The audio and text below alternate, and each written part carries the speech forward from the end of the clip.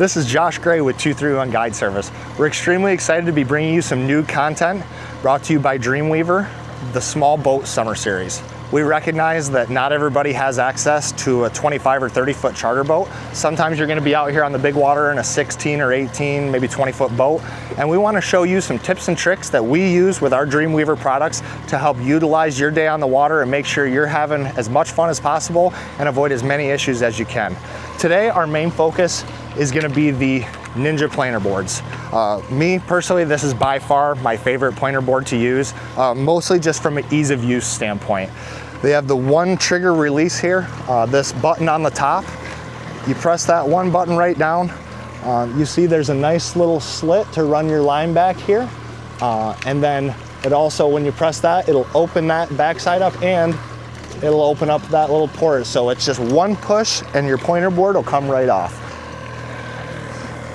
And we can drop this right straight back. Now, this is going to be important. Depending on what order you set your rods up in, if you're setting your planer boards out first, it's not as important, but right now we have high and low divers out and our rigger already down. So if we're gonna be putting this board out with all these lines out, it's extremely important that we want to send this straight back behind the boat. You want this to be right between your downrigger lines as you're dropping that back.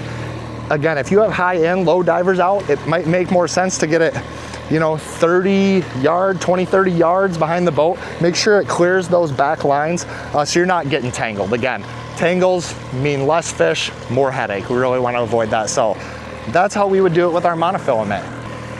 Now, if you're going to use straight braid, a lot of guys do straight braid backer right to your lead core. The Ninja board is by far the easiest board to wrap your braid so that way it's not slipping through your release. A couple other features I want to go through. A big one, they have the reflective logo. If you have any sort of light, you can just shine your light right out there and you can tell where your planer board is. That's huge in low light conditions when you're setting up, all that sort of stuff. You definitely want to be able to see that. I have some tape over this. I have my name and phone number right here. I don't need you guys calling me, asking me how to do this. That's what we have these videos for, right? So we're gonna go ahead. The easiest way to wrap this braid, you're gonna go ahead and slip it right behind your peg there. Leave this open, keep the board straight up towards you.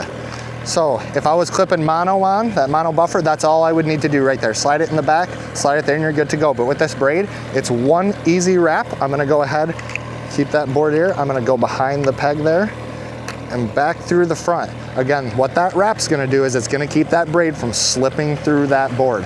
So now that we have this, if we have a fish on, you're just gonna wanna keep this board just like this. You're reeling, your buddy or whoever grabs this board. All you need to do is grab the line that goes back from your rod tip to the board, press this down, and it comes right off. That's about as easy as it comes. So again, the Dreamweaver Ninja planer boards, these are an excellent product. Everybody on a small craft should have a set of these.